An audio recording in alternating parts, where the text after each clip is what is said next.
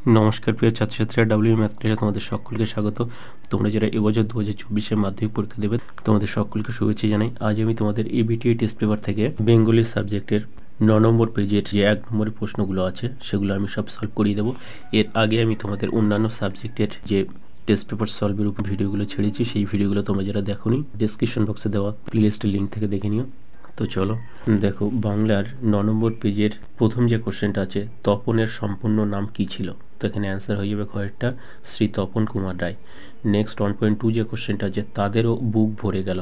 তাদের বুক ভরে গিয়েছিল কেন? কারণ অমৃত ও ঈশাবের পরস্পরের প্রতি ভালোবাসার গল্প শুনে। এখানে কয়েকটা অ্যান্সার হয়ে যাবে। 1.3 যে কোশ্চেনটা আছে, নদের চাঁদের 5 পৃষ্ঠার চিঠিটা লিখতে সময় লেগেছিল কতদিন? 2 দিন। এখানে কয়েকটা অ্যান্সার হয়ে যাবে। 1.4 যে কোশ্চেনটা আছে, সেই হোক তোমার সভ্যতার শেষ পুণ্যবাণী। সভ্যতার শেষ পুণ্যবাণীটি কি ছিল? ক্ষমা করো। এখানে ঘয়েরটা অ্যান্সার হয়ে যাবে। 1.5 যে কোশ্চেনটা আছে, পঞ্চকন্যা পাইলা চেতন। পঞ্চকন্যা চেতনা পেয়েছিল 4 দণ্ডের চিকিৎসায়। এখানে ঘয়েরটা অ্যান্সার হবে। নেক্সট 1.6 যে কোশ্চেনটা আছে, প্রলয় উল্লাস কবিতায় চিরসুন্দর হলেন শিব। এখানে কয়েকটা অ্যান্সার হবে।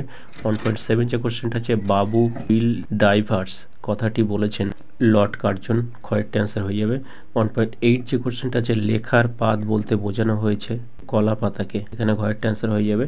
নেক্সট 1.9 যে কোশ্চেনটা আছে, রাজশেখর বসুর ছদ্মনাম কি ছিল? পরশুরাম। ঘয়েরটা অ্যান্সার হবে।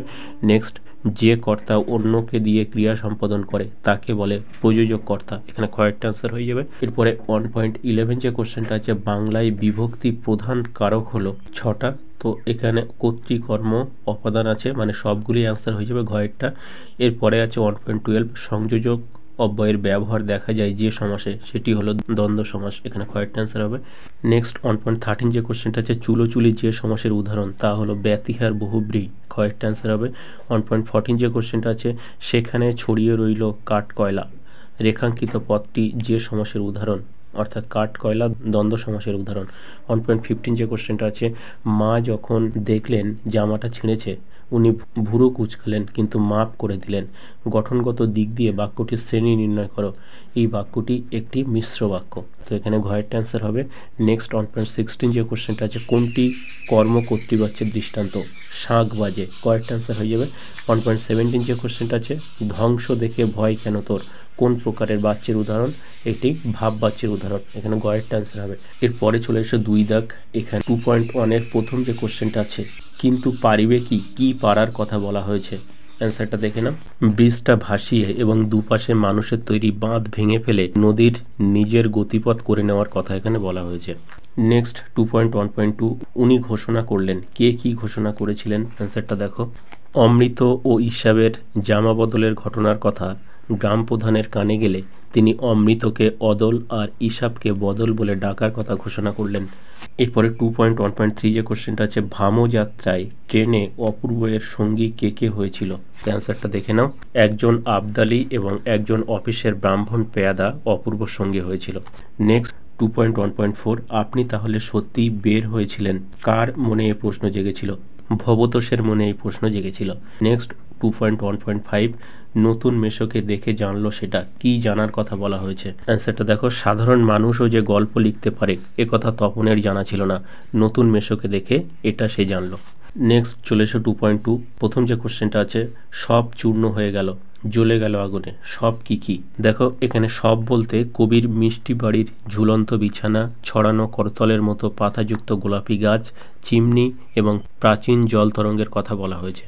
এরপরে চলে এসো 2.2.2, আমাদের ইতিহাস নেই এ কথা বলা হয়েছে কেন? অ্যান্সারটা দেখে নাও। আয় আরও বেঁধে বেঁধে থাকি কবিতায় কবি হলেন সাধারণ মানুষের প্রতিনিধি।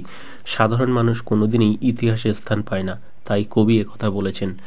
এরপরে যে কোশ্চেনটা আছে 2.2.3, অনুমান করে নিজ চিতে। কে কি অনুমান করে? অ্যান্সারটা দেখে নাও। এখানে সমুদ্রকন্যা পদ্মা অনুমান করে যে কোনো স্বর্গীয় অপ্সরী দেবরাজ ইন্দ্রের অভিশাপে স্বর্গভ্রষ্ট হয়ে অচৈতন্য হয়ে মাটিতে পড়ে আছে। এরপরে যে কোশ্চেনটা আছে, এলো মানুষ ধরার দল, তারা কি জন্য এলো? অ্যান্সারটা দেখে নাও। তারা এলো আফ্রিকার ধনসম্পদ ও মানব সম্পদ লুট করতে।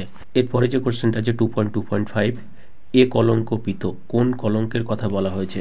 অ্যান্সারটা দেখো, পুত্র জীবিত থাকা অবস্থায় পিতা যুদ্ধক্ষেত্রে গেলে যে কলঙ্ক হবে সেই কলঙ্কের কথা এখানে বলা হয়েছে।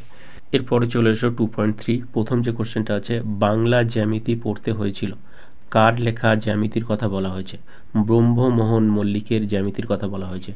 নেক্সট 2.3.2, এই কথাটি সকল লেখকেরই মনে রাখা উচিত, কোন কথাটির কথা এখানে বলা হয়েছে? অ্যান্সারটা দেখে নাও, বৈজ্ঞানিক প্রসঙ্গের ভাষা অত্যন্ত সরল ও স্পষ্ট হওয়া আবশ্যক, এই কথাটি এখানে বলা হয়েছে। নেক্সট যে কোশ্চেনটা আছে, তাই এই ব্যবস্থাটি কি ছিল? অ্যান্সারটা দেখো 2.3.3, বিদেশে উন্নত ধরনের নিব ও তৈরি হয়েছিল, গরুড শিং নয়তো কচ্ছপের খোল কেটে তৈরি, এটি খুবই টেকসই ছিল, পালকের কলম তাড়াতাড়ি ভোঁতা হয়ে যায়, তাই এই ব্যবস্থা। এরপরে চলে এসো 2.3.4, কিন্তু এসব ফাঁকি মাত্র, প্রাবন্ধিক কোন বিষয়কে ফাঁকি বলেছেন? অ্যান্সারটা দেখো, কোনো অফিসে টেবিলের উপর সাজানো দোয়াত কলম আসলে বল পেন, সেটিকেই প্রাবন্ধিক ফাঁকি বলেছেন বা এটিকেই তিনি ইঙ্গিত করেছেন। এরপরে চলে এসো 2.4, এখানে প্রথম যে কোশ্চেনটা আছে, গৌণ কর্ম বলতে কি বোঝো? অ্যান্সারটা দেখে নাও, কোনো বাক্যে প্রাণীবাচক ও বস্তুবাচক দুটি কর্ম থাকলে প্রাণীবাচক কর্মটিকে গৌণ কর্ম বলা হয়। নেক্সট চলে এসো 2.4.2, বিভক্তি অনুসর্গের একটি করে পার্থক্য লেখো। অ্যান্সারটা দেখো 2.4.2, বিভক্তির নিজস্ব কোনো অর্থ নেই, কিন্তু অনুসর্গের নিজস্ব অর্থ আছে। নেক্সট 2.4.3, সমাস কথার অর্থ কি? সমাস কথার অর্থ সংক্ষেপ। পরে যে কোশ্চেনটা আছে 2.4.4, যোগ্যতাহীন বাক্যের একটি উদাহরণ দাও। গরু আকাশে ওড়ে। নেক্সট 2.4.5, কর্তৃবাচ্য থেকে কর্মবাচ্যে পরিবর্তনের একটি পদ্ধতি উল্লেখ করো। অ্যান্সারটা দেখে নাও, কর্মটি প্রাণীবাচক হলে দ্বারা কর্তৃক যোগ করতে হবে। এরপরে চলে এসে 2.4.6, ব্যাস বাক্য সহ সমাস নির্ণয় করো। সন্ধ্যার্নিক, তো সন্ধ্যার্নিকের এখানে সমাস হয়ে যাবে সন্ধ্যাকালীন আহ্নিক, এটা ব্যাস বাক্য হবে, এটি একটি মধ্যপদলোপী কর্মধারয় সমাস। নেক্সট চলে এসো 2.4.6, খাগের কলম দেখা যায় একমাত্র সরস্বতী পূজার সময়, অর্থগত দিক থেকে এটি কোন বাক্যের উদাহরণ? এটি একটি নির্দেশক বাক্য। নেক্সট 2.4.8, বৃষ্টিতে ধুয়ে দিল আমার পায়ের দাগ, কর্মবাচ্যে রূপান্তর করো। দেখো, বৃষ্টিতে ধুয়ে দিল আমার পায়ের দাগ, এর কর্মবাচ্য হবে বৃষ্টির দ্বারা আমার পায়ের দাগ ধুয়ে দেওয়া হলো। এরপরে চলে এসো 2.4.9, 7 দিন হলো এক সন্ন্যাসী এসে জগদীশবাবুর বাড়িতে ছিলেন, নিম্নরেখ পদটির কারক বিভক্তি নির্ণয় করো। দেখো, এটি সম্বন্ধ পদের র বিভক্তি হবে। নেক্সট 2.4.10, উদ্দেশ্য প্রসারকের একটি উদাহরণ দাও। লাল জামা পরে লোকটি বাজারে এলো, তো এটি একটি উদ্দেশ্য প্রসারকের উদাহরণ। তো এই ছিল তোমাদের পেজ 9-এর বাংলার 1 নম্বরের সমস্ত প্রশ্ন উত্তর। তো আজকে ভিডিওটা এই পর্যন্ত। ভিডিওটা ভালো লাগলে একটা লাইক করো, আর অন্যান্য সাবজেক্টের যে ভিডিওগুলো ছাড়া আছে টেস্ট পেপার সলভের, সেই ভিডিওগুলো তোমরা যারা দেখোনি ডেসক্রিপশন বক্সের লিঙ্ক থেকে দেখে নিও। আর পরের সমস্ত ভিডিও পাওয়ার জন্য চ্যানেলটা সাবস্ক্রাইব করে পাশে বেল আইকন প্রেস করে রেখো। Thank you for watching.